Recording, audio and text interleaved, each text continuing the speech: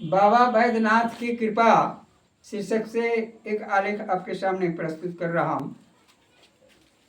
करुणा वरुणालय भगवान शंकर अपने शरणा संपन्न जन का बड़े से बड़े संकट रोग आदि से परित्राण कर देते हैं।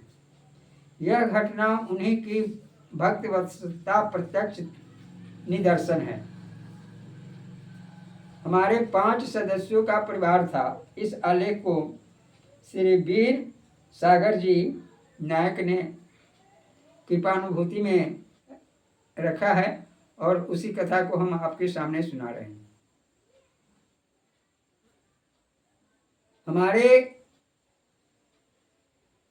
हमारा 5 सदस्यों का परिवार था, जिसमें हम पति पत्नी, 2 लड़कियां और एक बेटा था। परिवार सीमित एवं खुशहाल था। सब कुछ ठीक चल रहा था। तभी सहसा सन 1991 ईस्वी में मेरी छोटी बेटी का देहांत हो गया। मैं जब तक इस शोक से उबर पाता तब तक मुझे टीबी हो गई। गांव के सरकारी अस्पताल में कुछ दिन इलाज चला। यकिंचित लाभ भी हुआ, परंतु भगवान की इच्छा कुछ और ही थी। मैं गांव के अस्पताल को छोड़कर इलाज के लिए जिला अस्पताल चला गया। वहां जाने पर बीमारी और भी बढ़ गई। इससे हताश होकर मैं तमिलनाडु के एक मिशन अस्पताल में गया।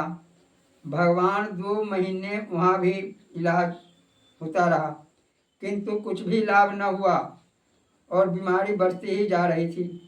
इसके बाद मैं कुर्ला मेडिकल कॉलेज गया। वहाँ टीबी रोग के विभागीय प्रोफेसर ने मेरे केस का अध्ययन किया, कुछ परीक्षण करवाए और सारी रिपोर्ट आदि देखकर बोले, आश्चर्य है कि आप अभी तक जीवित हैं।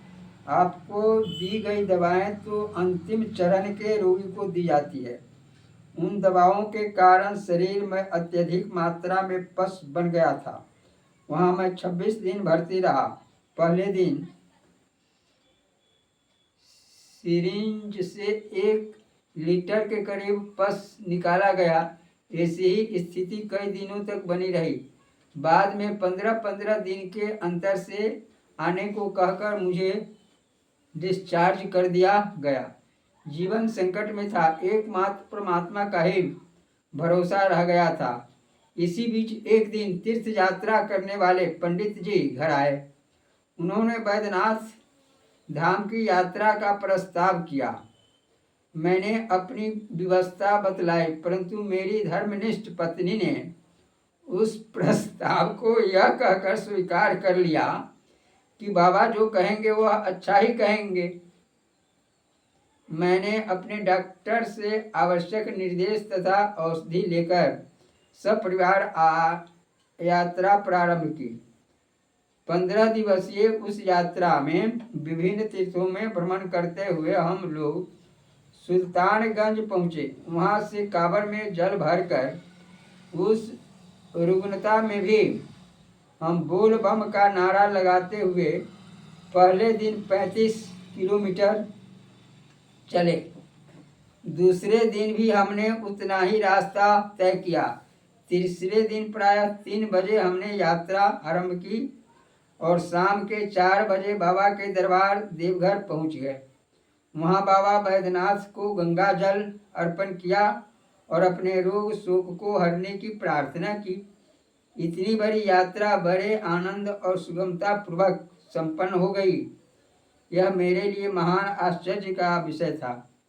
यात्रा से लौटकर हम घर आए और फिर पस निकालने वाले के लिए कुर्ला गए। डॉक्टर ने जांच की और पस निकालना चाहा तो आधा मिली भी पस नहीं निकला और रोग भी पूरी तरह निर्मूल हो चुका था। डॉक्टर ने कहा, मृत्यु के मुख में जा रहे आपको बाबा बैद्यनाथ नहीं बचाया है।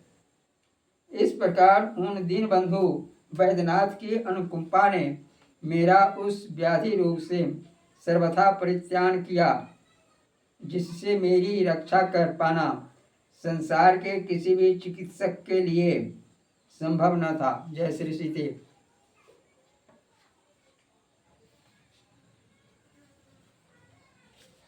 जय सीते सीते सीते जय सीते जय।